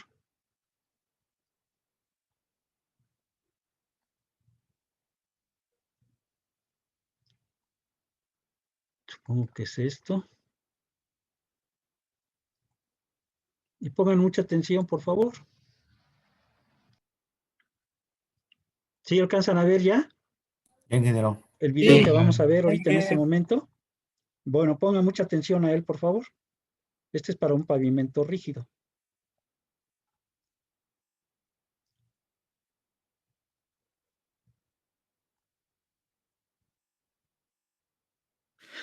Una carretera es una infraestructura de transporte que tiene como propósito la circulación de vehículos. Está especialmente acondicionada dentro de una franja de terreno denominada derecho de vía. En México, al igual que en muchos otros países, la red carretera es la infraestructura de transporte más utilizada. La red carretera nacional, que se ha desarrollado a lo largo de varias décadas, comunica casi a todas las regiones y comunidades del país. México cuenta, en la actualidad, con 378.923 kilómetros de carreteras, que se integran por autopistas, carreteras, caminos rurales y brechas que permiten la conectividad entre prácticamente todas las poblaciones del país, con independencia del número de habitantes que cuenten y su relevancia económica. Las carreteras en México poseen una numeración impar de norte a sur y una numeración par de oeste a este. La numeración inicia en el noreste del país, o sea, en Tijuana, Baja California, y aumenta a medida de que se avanza hacia el sur o hacia el este. En México existen diferentes tipos de carreteras. Algunas carreteras están a cargo del gobierno federal y constituyen los corredores carreteros federales, que proporcionan acceso y comunicación a las principales ciudades, fronteras y puertos marítimos del país, y por lo tanto registran la mayor parte del transporte de pasajeros y carga. Algunos tramos son libres, es decir, que circulan por ellas no tienen costo. Otras son de cuota, en las que se debe pagar un peaje para ser utilizados. Además de las carreteras federales, están las carreteras estatales, que como su nombre lo indica, son responsabilidad de los gobiernos de cada entidad federativa, e incluyen carreteras pavimentadas, revestidas, caminos rurales y brechas. A su vez, en México también existe otra clasificación según su superficie de rodamiento, en la cual podemos encontrar 5 tipos.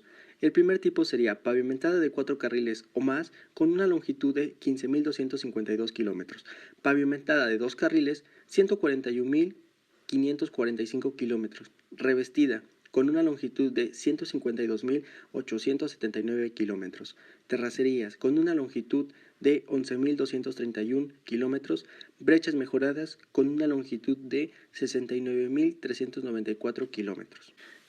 En México existe una clasificación de acuerdo a los tipos de pavimento que se utilizan en una carretera. Como primer punto tenemos a los pavimentos asfálticos o flexibles, que son aquellos que están constituidos por materiales asfálticos y materiales granulares.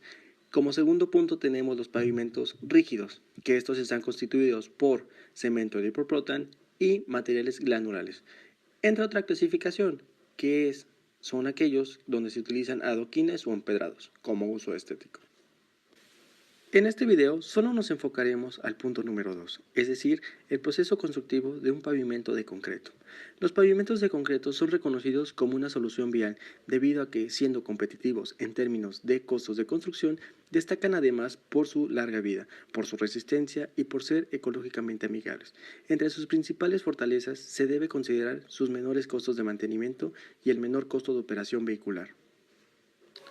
Las etapas relevantes que componen el proceso de construcción de una carretera y que son indispensables para la funcionalidad de esta misma pueden clasificarse de la siguiente manera: movimiento de tierras, construcción de drenaje menor y drenaje mayor, construcción de subbase y base, construcción de la superficie de pavimentos o rodadura, construcción de estructuras de puentes y colocación de señales y marcas de tráfico. Como primer punto tenemos los trabajos que componen al movimiento de tierras. Como primer punto está la localización de la línea topográfica. La localización de la línea topográfica consiste en replantear la línea de la carretera, es decir, por donde ésta pasará, de acuerdo a los planos de diseño del proyecto. Este trabajo se inicia a cargo de las cuadrillas de topografía, de la supervisora o se hace de mutuo acuerdo con el contratista. Posteriormente tenemos el movimiento de tierras. Es la operación de cortar y remover cualquier clase de material independientemente de su naturaleza o sus características, dentro o fuera de los límites de construcción, para incorporarlo en la construcción de rellenos, terraplenes y cualquier otro elemento que se relacione con la construcción de la carretera, así como también el corte y el movimiento de material sobrante o que no se va a utilizar en los trabajos de la carretera, catalogarlo como material de terracería. Se deben ejecutar las operaciones de limpia, chapeo y destronque. Los límites del área del derecho de vía que deba ser limpiada, chapeada y destroncada son los indicados en las disposiciones especiales o en los planos. En áreas donde se va a efectuar la excavación no clasificada, todos los troncos, raíces y otros materiales inconvenientes deben ser removidos hasta una profundidad no menor a 0.60 metros debajo de la superficie de la subrasante y el área total debe ser limpiada de matorrales, troncos, cormidos de raíces y otros materiales vegetales y orgánicos susceptibles de descomposición. En áreas que no se deban cubrir con terraplenes, se deben desraizar una profundidad no menor a 0.30 metros o a 0.60 metros en las áreas en donde existan troncos. Como siguiente punto tenemos la subexcavación. Es la operación de remover el material inadecuado que se encuentra debajo de un nivel de la subrasante, en las secciones de corte o debajo del nivel del terreno natural, en secciones de terraplén o relleno. Los materiales inadecuados para la construcción de terraplenes y subrasantes son los siguientes: los correspondientes a la capa vegetal, los clasificados en el grupo A8, que son suelos altamente orgánicos constituidos por material vegetal parcialmente carbonizados o fangosos. Generalmente tienen una textura fibrosa de café color oscuro o negro y olor a podredumbre. Son altamente comprensibles y tienen baja resistencia. Como siguiente punto tenemos los rellenos. Se denomina relleno a la tierra que se coloca y compacta sobre la superficie de un terreno para levantar su nivel y formar un plano de apoyo adecuado para hacer una obra. Generalmente les llamamos rellenos, pero técnicamente se nombra como terraplén. En las áreas donde sea necesario construir un terraplén, se debe ejecutar previamente los trabajos correspondientes a limpia, chapeo y destronque. Como siguiente punto tenemos los trabajos que componen la construcción de drenajes. Drenajes son las estructuras comúnmente llamadas alcantarillas, que tienen por objetivo principal permitir el paso del agua al librar un determinado obstáculo. Cuando se realiza el diseño geométrico de una carretera, el mismo normalmente se interpone en el movimiento natural de escurrimiento de las aguas de la zona de desplazamiento. En la ladera de una montaña se interpone el camino de escurrimiento de las aguas que viajan por la montaña. Las alcantarillas pueden ser de tubo de concreto reforzado, tubos de material plástico o tubos de material corrugado. Estas últimas, por su forma, pueden ser tubos de sección circular o elíptica, tubos abovedados con arcos y fondo metálico o arcos metálicos con cimentación de concreto. Las alcantarillas de metal son fabricadas con planchas estructurales con corrugantes en sentido perpendicular a su longitud.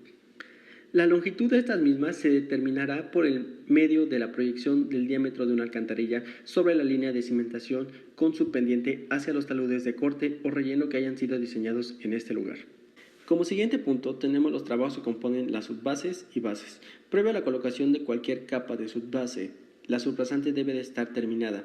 Cuando se llega al nivel de subrasante por medio de la construcción de un terraplén, los últimos 0.30 metros se deben de compactar con mínimo al 95% de la densidad máxima determinada para el material en uso. Como siguiente punto tenemos la capa de subbase.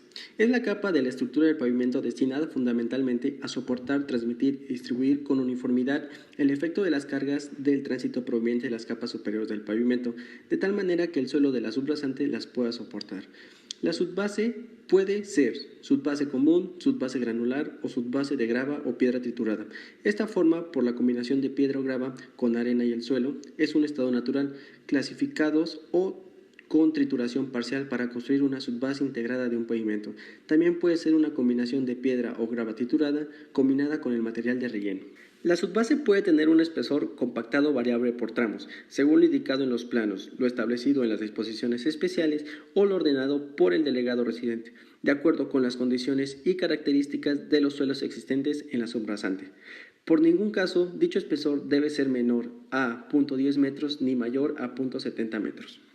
El proceso constructivo de la subbase o base es que al tener la subrasante ya terminada, se debe colocar en la línea central de la localización trompos o estacones a cada 20 metros con la altura que deberá tener la capa de subbase, de acuerdo al diseño. La capa de subbase no será menor a 0.20 ni mayor a 0.30 en algunos casos. También se debe colocar estacones a lo ancho de una sección típica de diseño a manera de formar un prisma que sea llenado con el material de subbase. El llenado se deberá hacer con camiones de volteo que irán depositando el material formando promontorios dentro del ancho de la pista. Dichos promontorios serán esparcidos con una motoniveladora hasta llenar la altura marcada por los trompos. Una vez que la motoniveladora ha terminado de mezclar los materiales, se debe de ir chequeando el contenido de humedad del material de la subbase por medio de métodos rápidos de campo como lo es el método de Spade. Al estar terminada la sección completa, se procede a compactar la capa de material. Esto se hace por medio de vibrocompactadores lisos para obtener el 100% de densidad máxima determinada por el método de Armstrong. Siguiente punto, una vez teniendo nuestra subbase y nuestra subrasante, se procede a la implementación del concreto. Los materiales para pavimentos de concreto hidráulico deben ser los marcados por las normas de la SST y diferentes organismos, dentro de los que compete que los cementos hidráulicos deben cumplir con los requisitos de la sección con una resistencia de 28 megapascales o mayor. Un agregado fino que debe consistir en madera natural o manufacturada y un agregado grueso que debe consistir en grava o piedras trituradas, parcialmente o sin triturar. Antes de la colocación del concreto, la limpieza de la superficie a cubrir debe ser esencial. La superficie deberá ser barrida con una escoba mecánica y limpiada con aire comprimido por medio de un compresor para retirar todo tipo de material del suelo extraño, y después la superficie debe ser revisada visualmente para verificar que no existan grietas, descarros, depresiones o cualquier otro efecto que pueda perjudicar la buena ejecución del trabajo procediéndose. Contar con pavimentadoras o terminadoras autopropulsadas, capaces de extender, consolidar, enrasar y acabar con el concreto fresco colocado frente a ellas. Las pavimentadoras deben estar equipadas con controladores eléctricos, un tornillo sin fin, vibradores y aprisionadores, barra o rodillos, placas niveladoras y formatelas y aisladoras o allanadora. El siguiente punto es la carpeta de rodadura. Está conformada por mezclas de concreto hidráulico. Los elementos de diseño especifican diseños de mezcla con módulo de ruptura a la flexión MR superiores a 42 kg sobre sentido cuadrado o equivalente a un F'C de 280 kg sobre centímetro cuadrado. Posteriormente se tienen las juntas, son las que finalmente determinan las dimensiones de las losas del pavimento y permiten controlar la formación de fisuras inmediata tanto a edad temprana como en servicio. Las funciones que tienen estas es delimitar el tamaño de las losas, brindar transferencia de cargas, permitir el movimiento y dividir la construcción, para controlar y reducir los efectos perjudiciales del agrietamiento o transferir las cargas entre losas adyacentes. Se acude al uso de hierros redondos de distribución o barras de anclaje y pasadores. Los pasadores son barras de acero que se colocan en las juntas transversales para transferir las cargas y restringir el movimiento horizontal de las losas. También están las barras de unión. Estas se colocan en las juntas longitudinales para mantener ancladas las mismas, garantizando de esta manera que éstas provean una transferencia de cargas. Los pasadores van de acuerdo al espesor del concreto. Para un espesor de 13 a 14 centímetros se ocupan pasadores de 40 centímetros de longitud y una separación de 30 centímetros. En un espesor de 20 a 30 centímetros se ocupa una separación de 45 centímetros y una longitud de 30. En un espesor de 43 a 50 centímetros se ocupa un pasador de 55 centímetros de longitud y a una separación de cada 45 centímetros. Una vez terminado de vertir el concreto, se procede al curado de este mismo. Posteriormente a estos pasos se colocan la señalización. Entre estas marcas pueden ser rayas, símbolos, leyendas, botones reflejantes, boyas y delimitadores, todo de acuerdo al tipo de lo que se quiera ocupar en dicha carretera. Los aspectos importantes a considerar en una carretera es la pintura. En México existen diferentes tipos de pintura. Tal así es como el amarillo, que indica prevención, el azul, que indica servicios o información turística, el blanco, que indica restricción, información general, naranja, zona de obras, rojo, que significa alto, y prohibido, verde, que significa información de destino, y verde limón fluorescente, que indica cruces escolares. Asimismo, también en zonas de curvas se procede a la colocación de cintas metálicas, estas como prevención y en algunos casos para evitar accidentes. Bien. No sé si les quedó más o menos claro algunos conceptos que ya hemos estado manejando. ¿Sí? ¿Algún comentario que quieran hacer? Adelante. ¿No hay comentarios? Está bien explicado el video. ¿Perdón? Déjenme ver si encuentro el otro.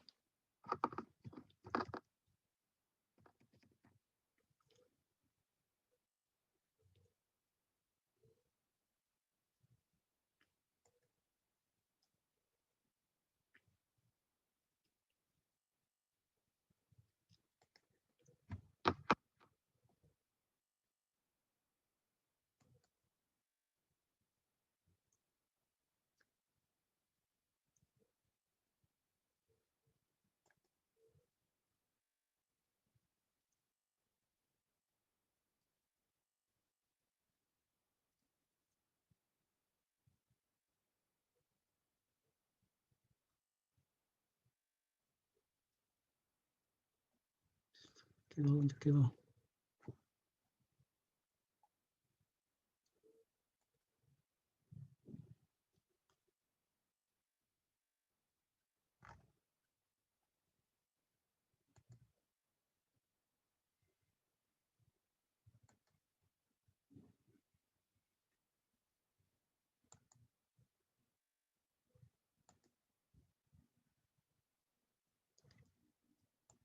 A ver, les voy a pasar otro, correspondiente al proceso constructivo de una carretera de pavimento asfáltico. ¿Sí se ve? Sí, ingeniero. Ingeniero. ¿Sí? Ah, ok. Entonces, iniciamos, ¿eh? Se va a tardar un poquito más.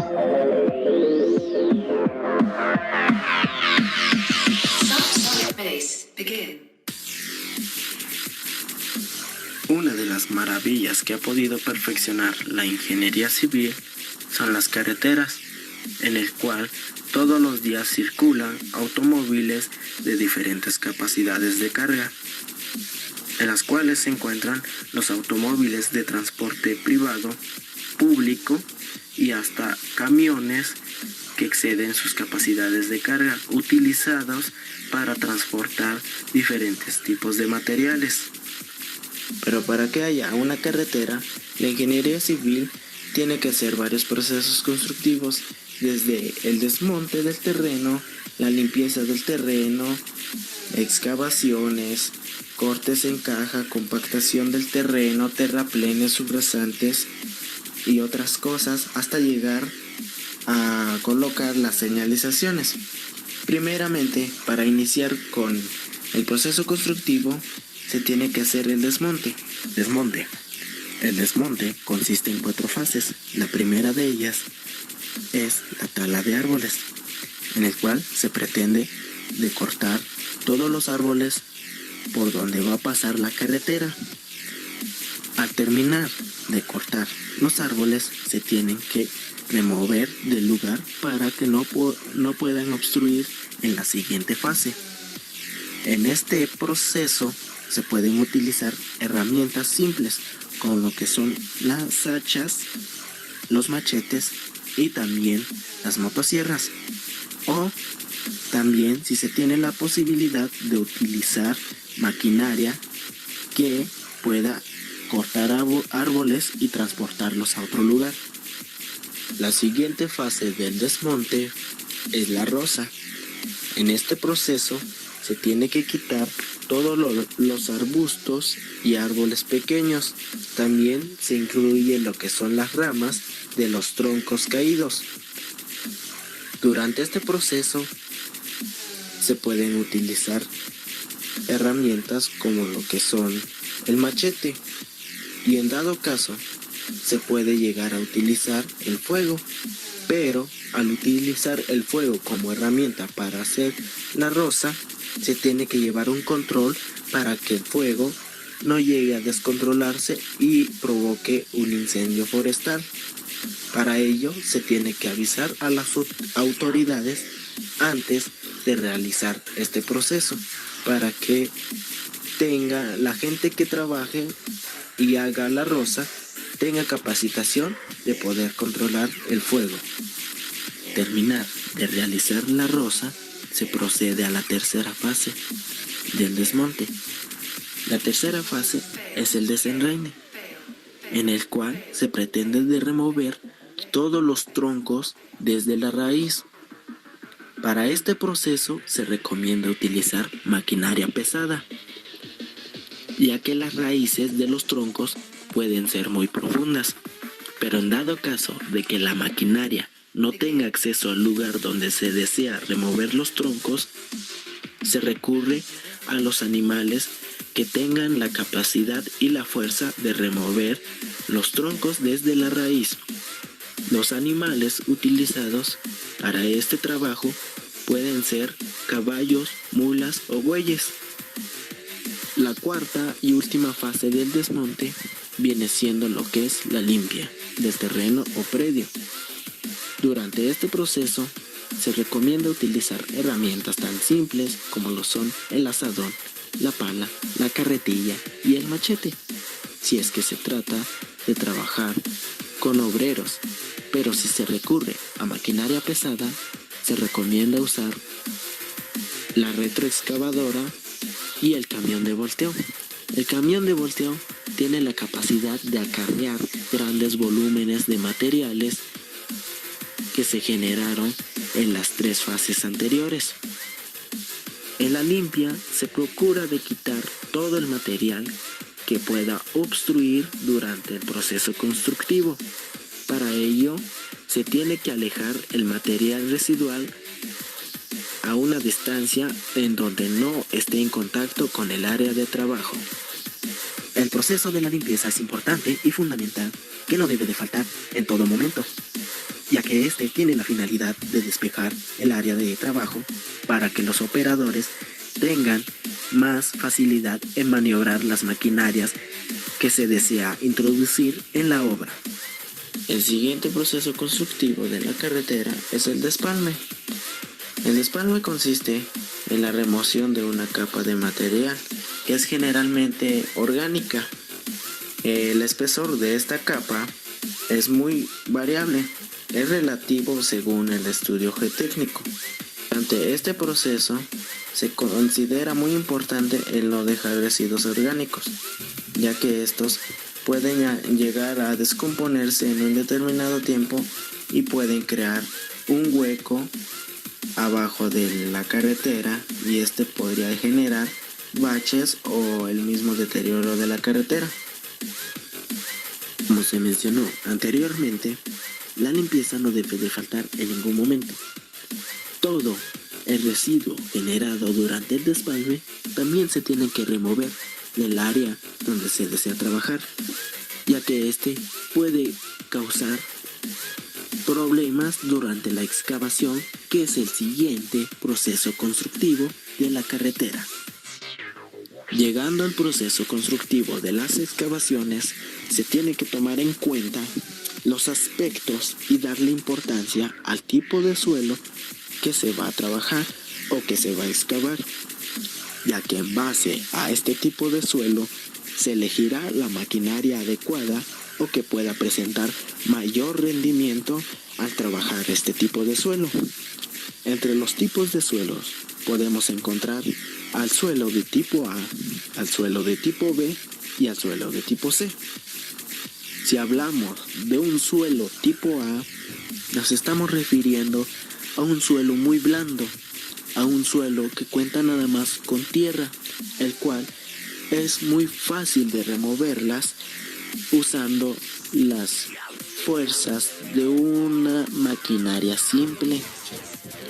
También podemos excavarlo con herramientas manuales como lo son el azadón, el pico, la pala y para carrear la carretilla.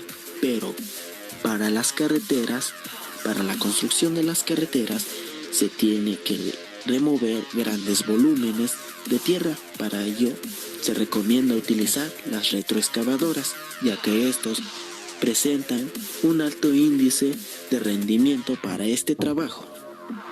La clasificación del terreno tipo B requiere de maquinaria pesada, ya que este tipo de terreno tiene en su parte rocas y tierra a la vez. Para transportar este tipo de terreno y excavarlo se requiere de mucho esfuerzo, el cual el humano no puede llegar a trabajar este tipo de terreno tan fácilmente. Sí lo podría hacer, pero es muy complicado y además llevaría mucho más tiempo. Por eso es que se recomienda maquinaria pesada para poder trabajar este tipo de terreno. De las maquinarias recomendadas para este trabajo y remover material o suelo tipo B, se recomienda la excavadora, ya que este presenta un alto rendimiento al trabajar este tipo de suelos, ya que si metemos una maquinaria que no tenga la capacidad de remover este tipo de terreno, nada más nos causaría retrasos a la obra y gastaríamos más en construir la carretera. Tercera clasificación de terrenos es el tipo C. Este tipo de terreno está conformado por piedras en su mayoría y es muy complicado trabajarlo con maquinaria pesada. Lo que se recomienda hacer es usar explosivos, ya que los explosivos pueden remover cierta cantidad de piedras y partirlas. Para llegar a remover este tipo de suelo que cuenta con rocas en su totalidad, lo primero que se tiene que hacer es crear orificios entre ellas y en un trazo por donde va a pasar la carretera. En los orificios se tienen que colocar los explosivos para que estos puedan causar mayor presión y puedan retirar las rocas fácilmente. Una de las rocas con el que se ha tenido más problemas es la roca sedimentaria, ya que este tiene varias fugas y la presión llega a fluir entre ellas, provocando que la remoción de este tipo de roca sea la más difícil. Después de que se haya removido las magnitudes de tierra o roca, se tienen que retirar del lugar para que se pueda llevar a cabo el siguiente proceso constructivo. Sucesivamente se tiene que hacer el siguiente proceso constructivo, que es el corte en caja. El corte en caja consiste en excavar una capa más para poder quitar el material no apto para el desplante. Un ejemplo de un material no apto es la arcilla roja. O se tiene que quitar o se tiene que dejar, pero se tiene que estabilizar con otro material, ya sea cal, emulsión asfáltica o cemento. El espesor de esta caja es según la geotecnia o la capa de la subrasante. A continuación, se procede a realizar la nivelación y compactación del terreno. Para poder realizar una plantilla uniforme, se tiene que compactar por medio de maquinaria pesada. Y usando el agua, se tiene que obtener una humedad óptima, en el cual el lodo no tiene que pegarse al rodillo de la maquinaria. La compactación debe de ser aproximadamente el 95% del peso volumétrico seco máximo de la tierra.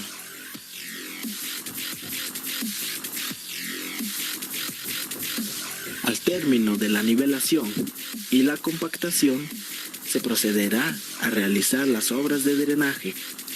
Las obras de drenaje se tienen que realizar antes de hacer los terraplenes, ya que las obras de drenaje lleva a cabo consigo una serie de excavaciones para la colocación de los tubos y las mamposterías.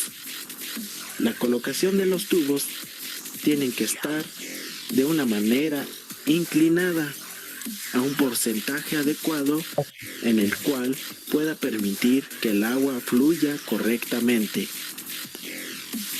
Encima de las mamposterías se colocarán las losas de concreto. Estas losas de concreto tienen que estar simplemente apoyadas para que las vibraciones de los autos que pasarán encima de ella no lleguen a afectar ni a provocar la falla de estos elementos. Las mamposterías realizadas en las obras de drenaje no solamente tendrán la función de soportar la losa de concreto, sino que también tendrán la función de dirigir el agua hacia el centro del puente o del tubo. La losa que se coloca encima de las mamposterías puede trabajar como rasante o colchón. Después de las obras de drenaje se realizarán los terraplenes. Estos deben de tener una plantilla por medio de la compactación antes de rellenarse. Al compactar el terraplén se debe de hacer en capas de 20 a 30 centímetros con un 90% de su peso volumétrico seco máximo, no más ni menos del 2% cercano.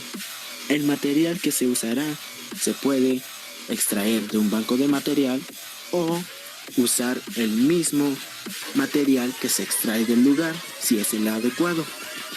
No obstante, se realizará la subrasante. Este será extraído de un banco de material específico e irá en toda la extensión de la carretera. Se compactará al 100% de su peso volumétrico máximo y se hará en capas de transición. El siguiente procedimiento será la colocación de la subbase. Esta tendrá una capa que no debe de exceder los 20 centímetros ni debe de ser menos de los 10 centímetros. Se esparcirá con una motoniveladora y será compactada con un rodillo. Se realizará una capa de protección de 10 centímetros con material seleccionado para ser compactado. Luego se realizará la colocación de la base con un material seleccionado y su distribución será por toda la extensión de la carretera.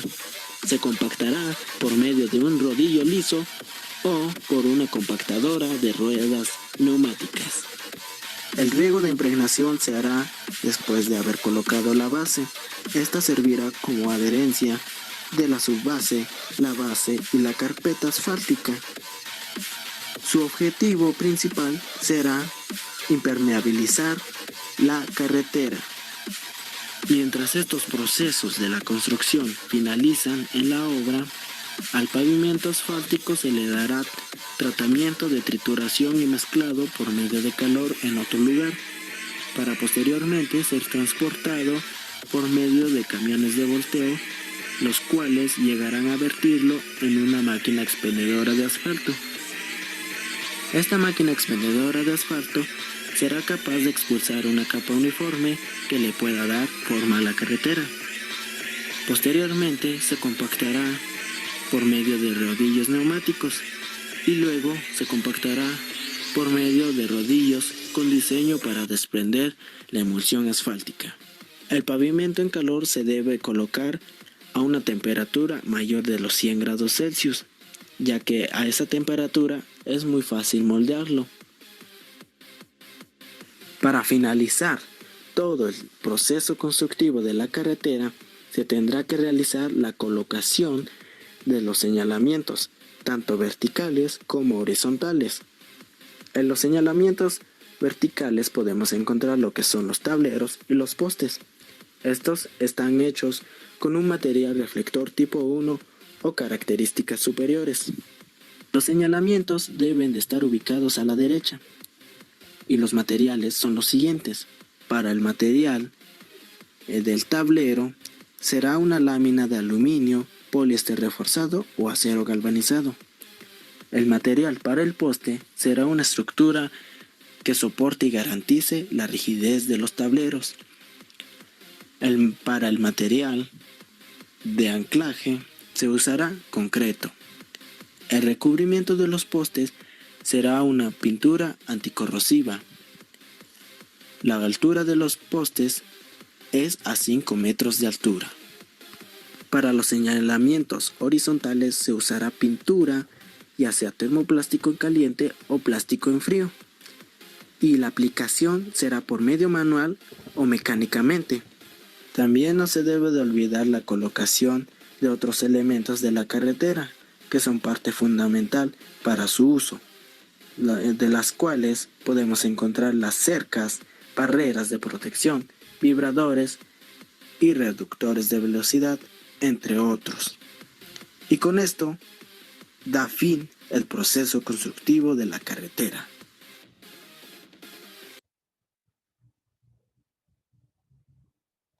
Bien, no sé si hay alguna pregunta. No, Algo ingeniero. que quieran ustedes preguntar o comentar, adelante.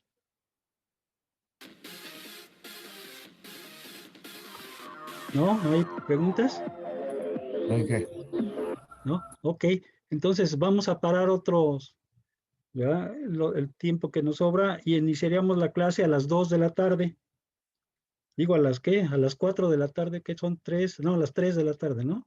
A las 3. Ok, la tercera clase. ¿No hay dudas? ¿No hay preguntas? No, ingeniero. Ingeniero. No, ingeniero.